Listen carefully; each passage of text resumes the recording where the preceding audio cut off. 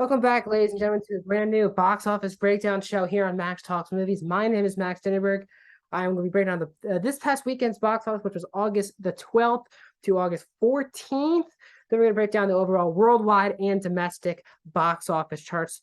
Welcome back to Max Talks Movies. If you're new to the channel, please hit that subscribe button. I do movie reviews, TV show reviews, movie ratings, and this show every single Monday for the most part. I had some personal matters to attend to yesterday. That's why the show is on Tuesday. As well as please ring that bell for notifications. You'll get notified every time a new video on this channel drops. So please click that, ring that bell for notifications. Comment down below, what did you see this past weekend? What did you see this upcoming weekend? And please like the video, guys. The thumbs up button. That's how you support this channel. So let's get into this weekend's box office, which was August 12th to August 14th. In its second weekend, Bullet Train took the first place spot at the box office. It did drop a pretty hefty 55%. This is from Sony Pictures, $13.4 million. And now it is up to 54.4 for 2 weekends. I think it was 55% and it made like 70 to 80 million. That would be an okay drop, but only opening up to $30 million. Its opening weekend to only get 13 this weekend. Not good. But as you can see, it did get a lot of money during the week. Because if you just makes those 2 weekends, that's $43 million and has 54 domestic. So it is obviously doing very well during the week. But Bullet Train really struggling, even though it is the #1 movie for the second straight week. These are just not as a big summer hit as Sony clearly wanted. They have signed a lot of people off of this film to do other projects, like Aaron Taylor Johnson and Bad Bunny, to be specific. And Brad Pitt, well, I'm the big fan. I think a lot of us are big fans. He has not been box office just money. Every time he's in a movie, his biggest, again, box office movie was World War Z. You could have said the same thing about Tom Cruise, but until Top Gun Maverick, he was kind of in the same boat as Brad Pitt, and that's just kind of where he is. As I talk about Top Gun Maverick did jump in its 12th weekend to #2. 2 weeks ago in its 10th week, it did fall out of the top 5 for the first time since its release, but now it's back in the top 5. It was #3 in its 11th week, back to #2. It actually gained 2% and made $7 million in its 12th weekend in theaters. 673.7 domestic. Unreal that this movie is still being seen by many people in the marketplace. It's not even losing anything, it's gaining percentage points.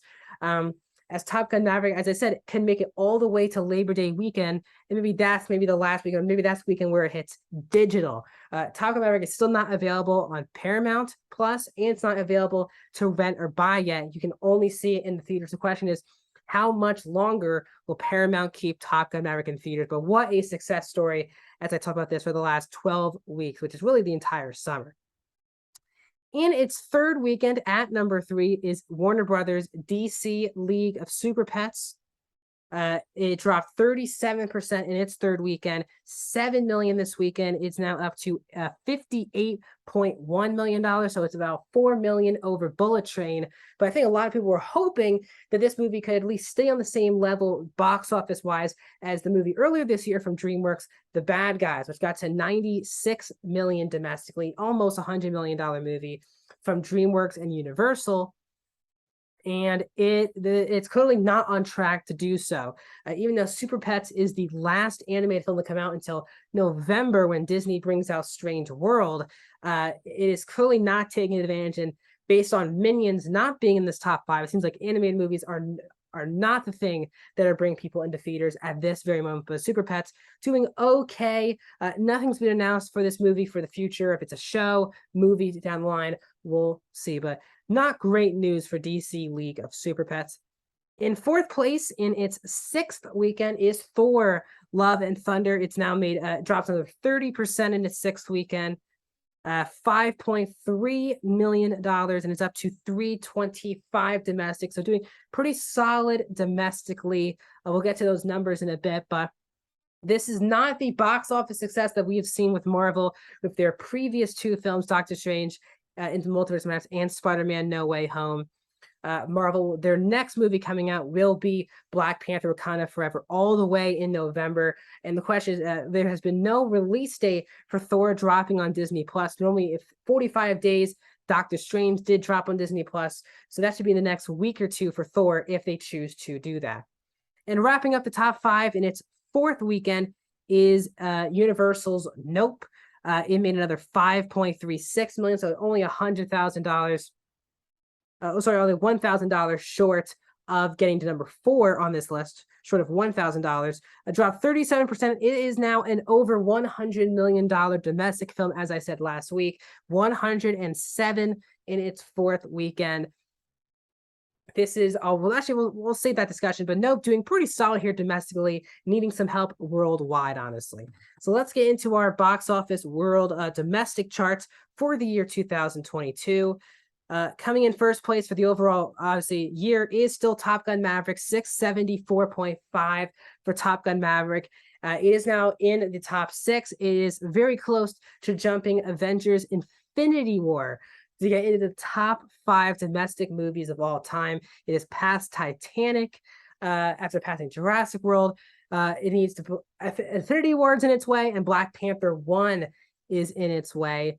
I think for Top Gun Maverick to be taken off of this top of the list, or actually 2 movies that are coming out this year, there are sequels to movies that are in the top 5 box office domestic of all time, and that is both Avatar and Black Panther. They are both in the top 5 domestic world of all time in 2020 of all time domestically. And Top Gun Maverick has to go against those 2 sequels. Now we'll see if Black Panther Wakanda Forever, which comes out in November, and Avatar The Way of Water comes out in December, if those 2 movies, seems like the only 2 realistic movies to top Gun Maverick for being the biggest movie domestically this year. With the rest of the charts, Doctor Strange in the Multiverse of Madness has 411 million. That's number 2. Jurassic World Dominion's up to 373 at number 3. The Batman is at number 4, 369. Minions, The Rise of Gru, while it was not in the top 5 box office this weekend, it's still in the top 5 domestic with 344. Thor, Love and Thunder is at 326. It's at number 6. So Thor is really around $86 million still behind Doctor Strange. $85 million behind Doctor Strange and Multiverse of Madness just domestically. So that's a pretty big gap.